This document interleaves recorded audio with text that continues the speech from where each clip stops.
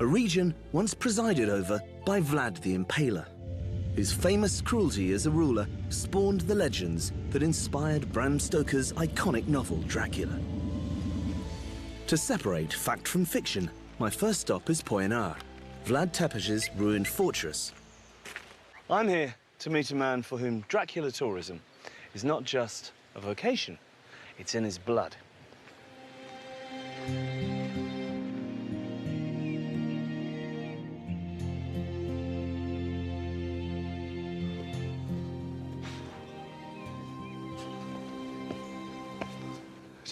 Charlie, how are you? Nice to see you. Very well. First of all, what relationship are you to Bram Stoker? Bram was my great-granduncle. That means that his youngest brother is my great-grandfather. It's quite a legacy, isn't it? It is. And it's a ripping yarn.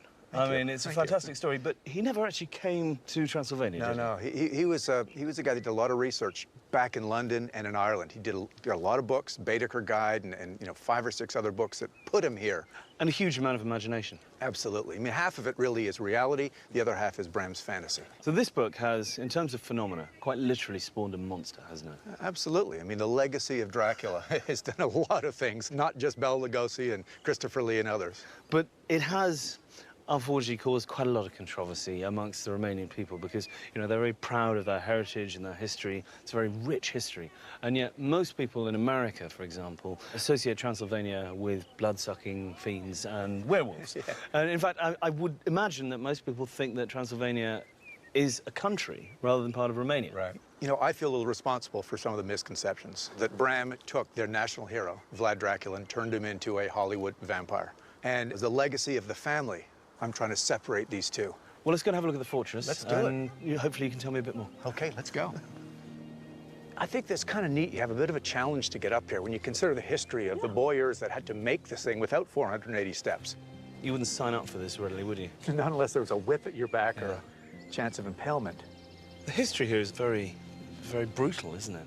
I mean, his wife jumped from these battlements to her death. It's an actual story that Jim Hart, the screenwriter for the '92 Coppola movie, Bram Stoker's Dracula, used. He actually took that real story and merged it with his mythology to create how Vlad became a vampire. What happened was, as she jumps out and, of course, is dead, he comes back after a good day fighting and finds his poor wife dead, and he brings her back, and, of course, because she committed suicide, the church wouldn't give her a consecrated burial. And that's when Țepeș fell out with the church, historically. Yeah.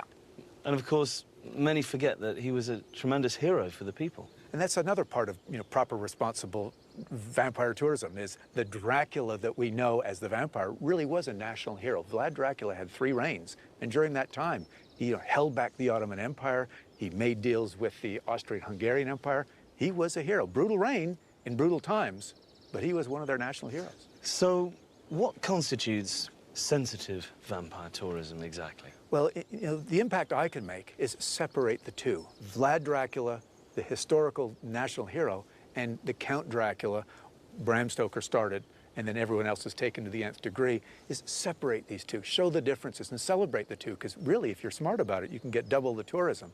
I guess we could say that even if people come here for maybe the wrong reasons or because they're motivated by wanting to see what they think is going to be a film set, it's good that they're here in the first place, and it's a wonderful education for them to discover a country which is so unlike any expectations they would have had. Well, it is, and some of these places, these towns like Viskry and Crit and Malencraft with the fortified churches, it's the way the life was back in the 15th century. It's an amazing stepping into what looks like a movie set, but it's real life.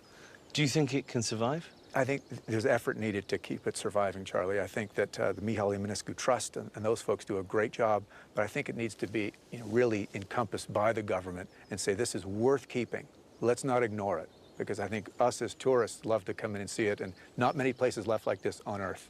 But doing it right, educating people how to actually sustain this tourism, I mean, everything that involves people coming in and doing it slowly, learning how to do it right, I think is just key.